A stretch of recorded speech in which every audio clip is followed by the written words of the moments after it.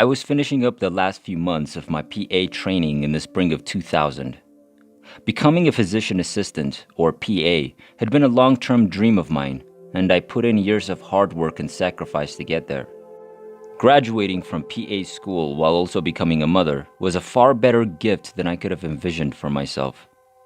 I'd daydream about all the things we had to look forward to while finishing up my clinical rotations and prepping for my board examinations. In January 2000, my husband and I relocated from New York to Florida. And in February, I had my 20-week ultrasound. While running the probe over my belly, the doctor showed us our baby's skull and femur while gathering measurements. "The infant is exactly where it should be developmentally," he said, smiling. We received a glimpse of our baby's foot as he continued to move the probe. My spouse pointed out one of the toes. "That is, without a doubt, your child."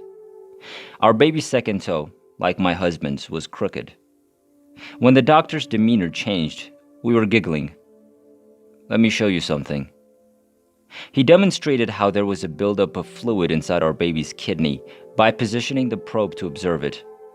It wasn't draining properly for some reason. He couldn't say for sure, but it could have been anything from a benign organ abnormality to a potentially fatal hereditary condition. I wish I had more to tell you. This occurred on a Friday. When developing a differential diagnosis in the practice of medicine, all possible causes of a person's ailment must be considered until they're ruled out. The phrase, "think horses, not zebras," reminds us that the most prevalent cause is most certainly the cause.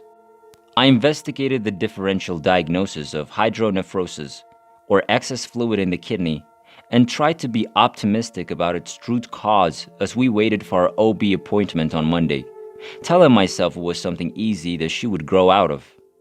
Even when I attempted to think about horses, my mind kept returning to zebras. While my husband and I were concerned, my mother-in-law stated that she had a kidney disease when she was younger and had corrective surgery as an adult. We determined that our operation for a ureter-pelvic junction, or UPJ, stricture, or narrowing of the tube draining urine from the kidney to the bladder. Everyone breathed a sense of relief with this newfound understanding. Our baby's condition must be inherited. It corresponded to what the ultrasound revealed and was repairable.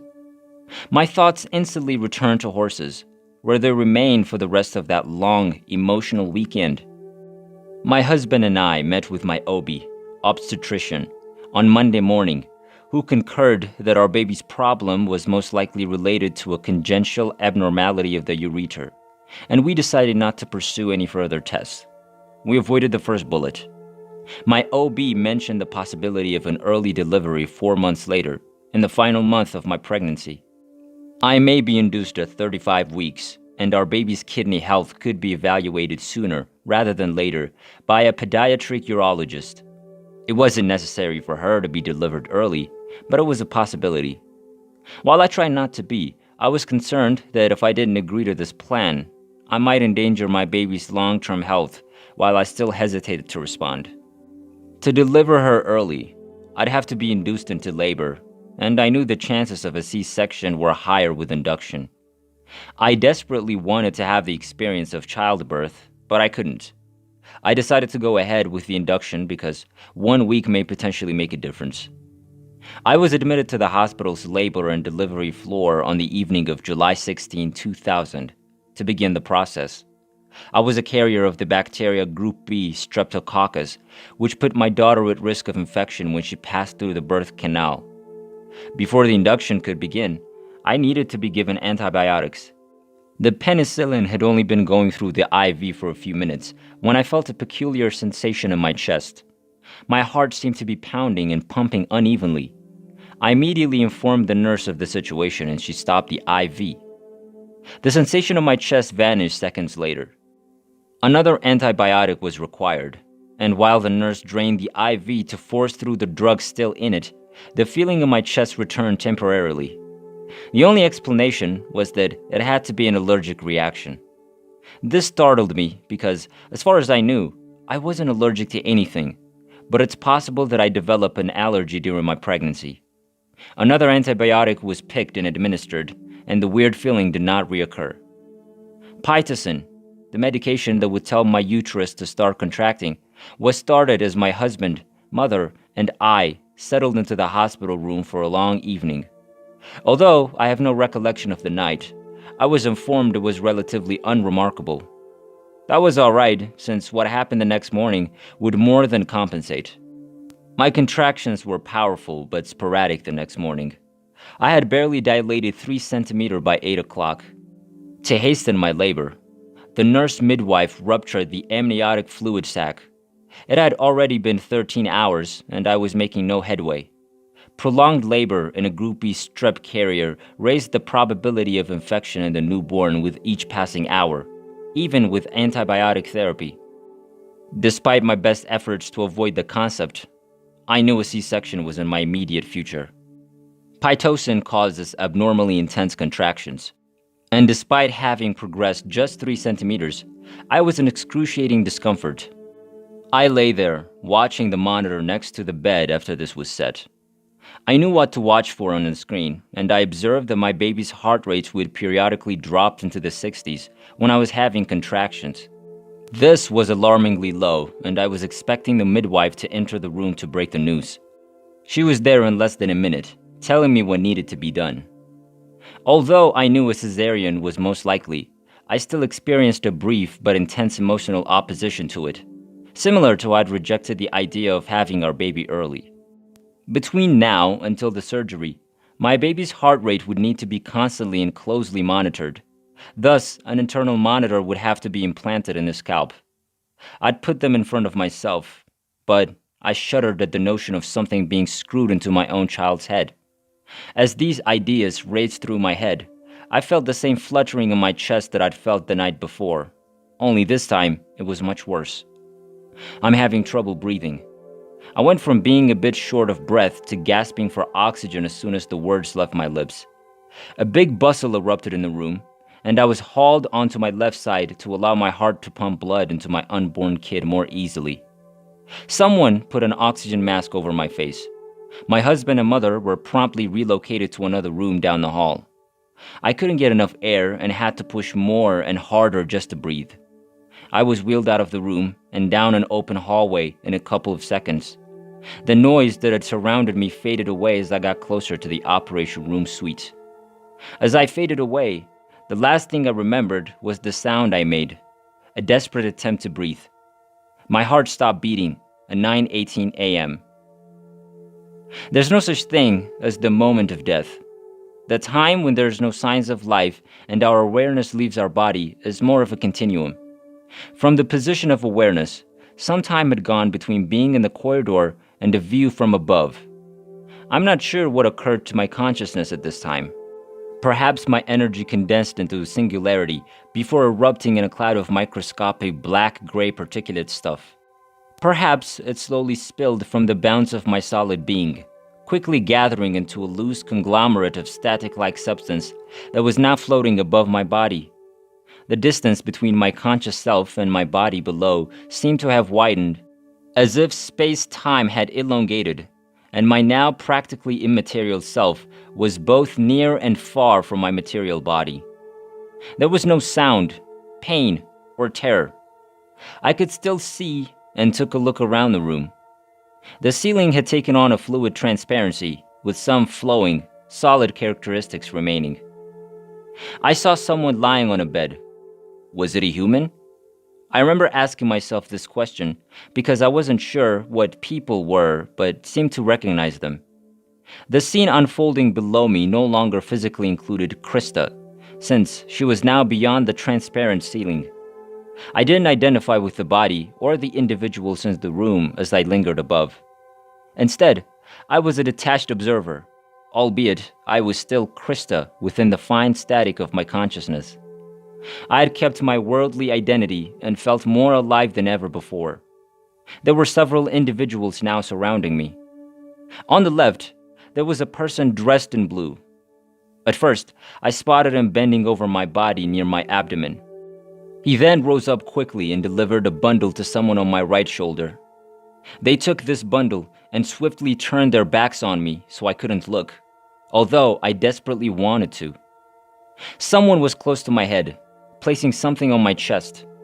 Another person in blue entered the room and paused there, as if observing what was going on, before moving to my right side and joining in on the frenzy. What exactly is going on down there? I was obliged to remain. What was included in the bundle? What was going on with the individual on the bed? As I continued to observe, I felt increasingly hooked to what I was seeing. Suddenly, an unseen force began to tug me to the left. I fought it for a split second, but it was far stronger than my wish to stay. It wanted me, and I knew why it wanted me more than my desire to stay in this location. With this insight, I took the purposeful decision to let go.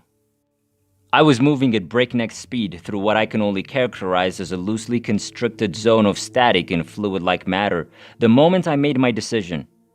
I was both endlessly big and indefinitely little. It felt like I was about to burst wide open or collapse in on me at any moment. There was no distinction between my consciousness and its walls, which were made of this fluid, static-like continuum of energy. I grew intertwined with this energy as I sped forward, and the more I went, the more I felt permeated with this indefinable, irrefutable, unlimited love. This love and I were completely absorbed in each other. There was no point of separation. I was it, and it was I. Oh, such joy. I felt no pain, anxiety, or fear. The only emotions felt were love and a serene satisfaction. I wished for nothing since there was nothing to wish for. With the exception of one, I was simultaneously given answers to all of the questions I'd ever had throughout my earthly life within this place. There would be one inquiry that I'd not yet received an answer to. At this moment, I turned to the right, toward a thick, foggy, dense, whitish-gray environment. I could see dark, ill-defined individuals as I rushed up to it. They were crowded close together on the opposite side of the door. They possessed a human-like form, but could only be seen in shadows. I recognized one of the figures in the foreground as a young boy. He was the first to appear, and he resembled a gloomy little Tom Sawyer, complete with a wide-brimmed hat and overalls. He wanted to be in the front, and for me to return him to the physical realm. The others gathered around him wanted him to be there as well. They felt my want to assist, and were using him to entice me. When I entered this dimension, I felt uneasy. It didn't feel as lovely as the area I had just left. I could have fled, but I desperately wanted to help the little guy. As I stepped farther into the area, the others took advantage of my willingness to help and attacked me all at once. They were heartbroken and desperate to escape. I wanted to save them all at first, but I knew it would be way too difficult for me. Overwhelmed, I desired to escape the area, and the moment the wish came to me, I moved away from the dark gray forms, away from the small kid, and didn't look back. Through my own intention, I altered my experience and was once again intermixed with the area of limitless, divine love, although only for a brief moment. I once again passed through a type of gate, or pathway, where I emerged into what I call my Eden. I carried this love through the gate with pure, conscious awareness of it, and with everything I saw around me. I felt an instantaneous immersion in all I observed around me after passing through this gate. I became one with the bright yellow flowers strewn across the ground in front of me. I was one with the glistening cascade pouring down massive boulders into a pristine crystal lake. I was one with the distant green hills and the calm blue sky above them. I was one with the deep, dark evergreens that framed the flower field on my right. What a pleasure it was to be here. Every part of the environment seemed to me to be a distinct manifestation of the divine selected for, and by me. The dense woodland was set against a beautiful backdrop of vivid yellow flowers and a tumbling waterfall. Intuitively, I understood what lay within these trees was neither good nor bad, and that I, like everything else in my beautiful Eden, was a part of it. I had the option of going into this dark place, but I had a feeling I already knew what I would encounter there. Instead, I decided to remain where I was. I didn't need or want to experience anything other than beauty. but the forest was beautiful in its own right. Then, from the love within and around me, it was communicated to me that I had one of three options. The first step was to proceed into the woods, but I'd already rejected that. The second option was to travel beyond my current reality. And the third was to return to my body and resume the life I had abandoned. If I selected this, however, I was to share my experience by being of service to others. I looked about at the magnificence, feeling the vastness of it all, the love, serenity, and oneness of it all. At 9:26 a.m., my pulse returned. My doctor, who had recently returned from his honeymoon, was the first to respond to the code blue. He had just arrived at his workplace, which was located in the same building as the hospital.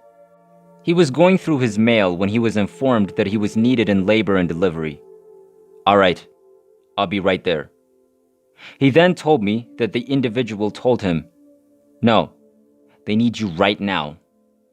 He sprinted through the breezeway between his office and the hospital, dropping his mail. He entered the delivery room and was astounded by what he saw. There was nothing in my medical history or during my pregnancy that indicated I was at risk for delivery problems. Yet there I was, dead on the table with my kid still inside of me. He informed my husband and me that the following few minutes would be a flurry of efforts made to deliver our baby as soon as possible.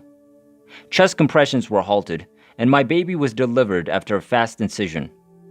I lost a substantial amount of blood and continued to bleed for hours thereafter. So much so that I needed a transfusion. The code was attended to by a cardiologist who happened to be in the hospital seeing patients that morning. He later told me that this was not his typical pattern, and that normally, by 9:30 a.m. on a Monday, he was in his office seeing patients. A cardiothoracic surgeon and another obstetrician were also present and came to my help. These were the people who, in a seeming random sequence of circumstances, saved my life and the life of my daughter. Following this incident, I was in a drug-induced coma for 3 days in the intensive care unit. I developed DIC, or disseminated intravascular coagulation, a potentially fatal consequence of AFE, amniotic fluid embolism, in which there is uncontrollable bleeding. I was transfused and the bleeding gradually stopped. AFE and DIC both have an extremely high death rate. After that, I was removed from the ventilator and placed in a private room. My daughter had been transferred to another hospital with the NICU, neonatal intensive care unit, and she had been brought in to see me. I felt like I'd met her before, but I couldn't remember. I was discharged on day 6 and was still very tired. I suffered severe memory loss. I was not afraid of anything. Before my NDE, I was a type A personality, worried and driven, and suddenly, I was someone completely different. It was incredible to feel this way. For the first time in my life, I felt liberated. About 3 weeks following the occurrence, I had a dream in which I recalled my NDE. It was more vibrant than real-life 3D. I tried to explain how big it was to everyone around me, but they didn't seem to understand. I contacted Dr. Jeffrey Long online, and he responded via email. I told him I remembered my NDE, but that there was still something I couldn't place. He advised me to pay close attention to my dreams. I hadn't specified in the email that this was how I remembered my NDE. I spent the months after that caring for my baby, and after 3 months, I had to begin my new career as a physician assistant. I was still having memory problems, and have since, so I worked extremely hard to relearn everything. I was quite familiar with small nuances, including my medical training, but not now. At the same time, all I wanted to do was be with my daughter. Throughout the months and years following her birth, I fought between believing and not believing what had happened to me. It felt like there was an internal war going on all the time. Although I had changed, everyone else expected me to remain the same. Just to get by each day, I strove to meet these expectations. I've changed my medical specializations 8 times in the 13 years after my NDE. I can do that as a PA, but I've never been able to find employment that I thought I should be doing. When I knew I'd helped someone, I felt the most fulfilled. I denied myself the beauty of my NDE and the information it provided. In a nutshell, we were all here to love and to express that love in whatever we do. I didn't believe I was capable of being that way, so I buried myself in experience, becoming dissatisfied, sad, and unfulfilled as a result. Over the last 3 years, I've done a lot of inner work, and I've arrived at a point where I'm not afraid to be myself, who's a loving person who expresses this love in the world. My life's mission is to do this while also inspiring others to live from their true nature.